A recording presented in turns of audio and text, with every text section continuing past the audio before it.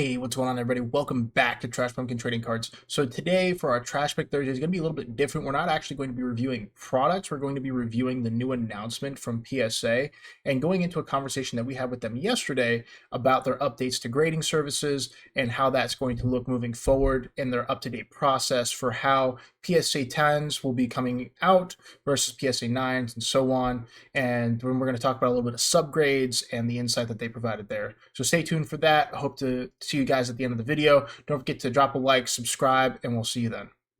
What's going on, everybody? So today we're going to be talking about PSA and an up-to-date grading service that they provide. Now, if you saw the recent announcement, they said that they are going to be more focused on centering and changing the criteria from 60-40 to 55-45. So making that margin of centering a subtraction of 5%. So it's going to be more focused on that centering aspect, just because some viewers believe that the centering of the card was a little bit off for a PSA 10.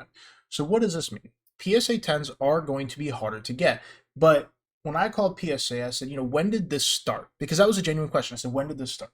And so the customer person that I spoke with, the customer service representative, explained to me that this is something they've been having in practice for a long time, but they did make an official statement to PSA recently, and that official statement was that they are changing that grading criteria. And I said, okay, that makes sense. But what does that do for orders submitted? So if your order was submitted and they made the announcement, and if you look on your PSA submission and it's in research and ID, so I'm going to use their website right now. Right, so here's my orders. Right, so if it's in research and ID right here, okay, then what that means is that the collection that you sent to get graded will be graded under the new grading criteria post their announcement. Now, what I'm going to do is I'm going to read the exact answer that I got from PSA, just so this way you guys have an understanding about what that looks like, okay? So this is what PSA said. I reached out to the supervisor team regarding the changes to the PSA 10 centering listed on our grading standards page on our website, right? So grading standards page on your website is, go to home. Oh, that's the wrong thing. I apologize. Now I can't get to that. Go to the bottom.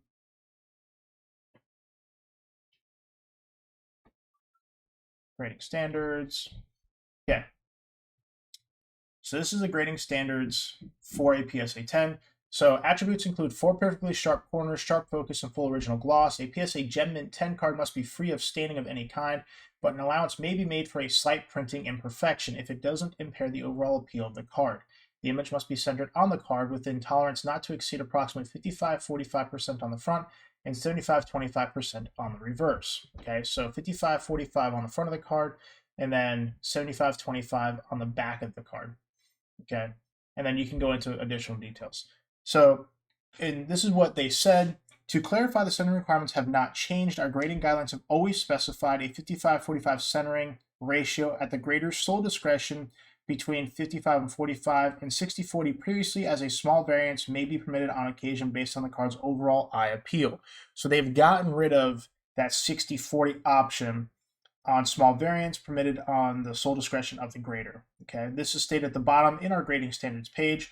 And so what PSA said is that I understand this may be frustrating, especially if you're seeing this reflected now on the website as simply 55-45. However, rest assured that this standard has been in place for all previous submissions, and the site has just recently updated to reflect it. So this shouldn't change the overall price of PSA 10 cards, knowing that they were graded to that prior standard, just that they got rid of that 60-40 small variance on the option based off the grader.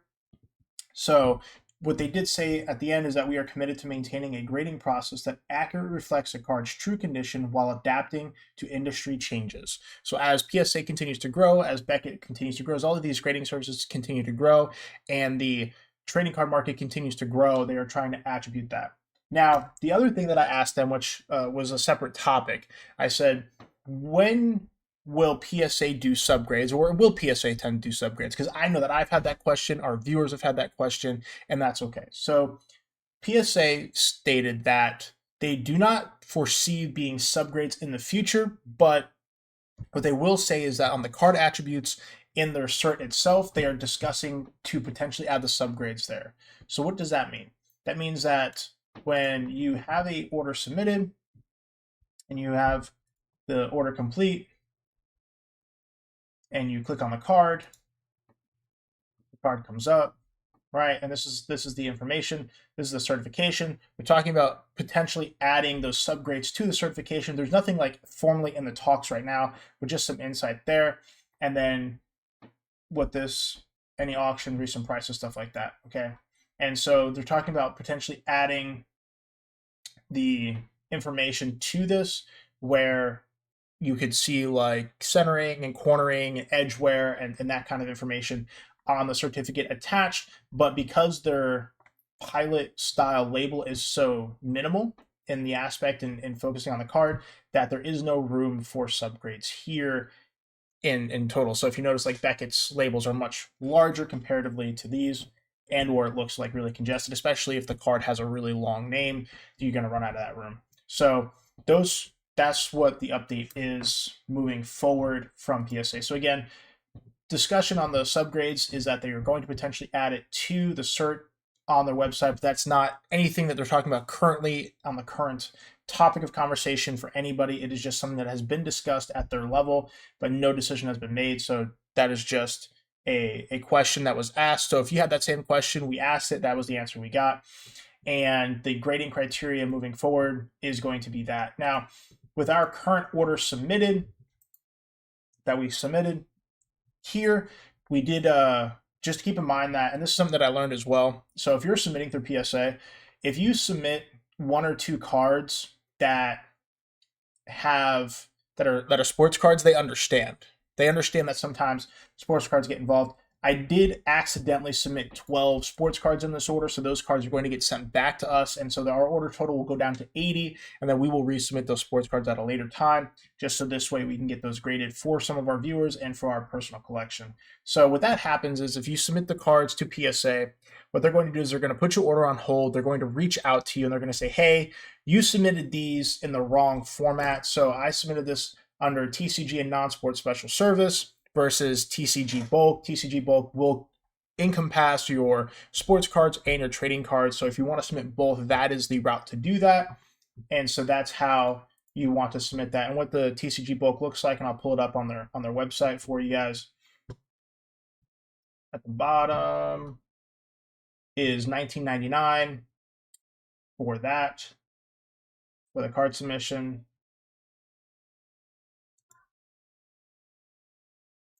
I clicked on the wrong thing. I apologize. Price guide. That's for the cards. But yeah, so it's $19.99 per card and then plus shipping. So I do apologize about that. I'm going to delete this, otherwise I'm going to forget that it's in there. What I'm going to do is just retype in and go to their homepage. This way you guys can see. So here's all their current prices, right? So TCG bulk is just for trading cards. Value bulk is for all cards, and then value. And so maximum insured value, right? What that means is that they will only come in recompensate cards up to $500 of value, $200 of value. Now, graded or raw is the raw card getting there. Graded price afterwards is to be determined, as the graded price of cards does fluctuate on a daily basis. So do not worry about that. Okay, so again, TCG bulk is what we submitted. We made a mistake. They're going to send those cards back to us. So the other 80 TCG cards that we sent will get graded and returned to us in a timely fashion. And that was why that order is taking a little bit longer. We did take care of that yesterday. Okay. So I hope this video was informative to you guys. I had an absolute blast doing this. Thank you so much for checking out Trash Pumpkin Trading Cards. Don't forget to like the video, subscribe, follow us for more. We will be live on Saturday, and we hope to see you guys there. Hope everybody has a wonderful day. Deuces, y'all. Hey, what's going on, everybody? Thank you so much for watching our video, and I just wanted to say an absolute thank you for all the wonderful support that we have had on our channel recently. We are approaching up to 4,000 subscribers, and I wouldn't be able to do this without all of your wonderful support. So I just wanted to say special thank you to you guys, and I hope to continue bringing you great content. Let me know in the comments if there's anything else that you want me to do some research in, or answer any questions you might have, and I look forward to getting those. Have a wonderful day, y'all. Thank you for checking out Trash Pumpkin Trading Cards, and we'll check y'all later. Deuces.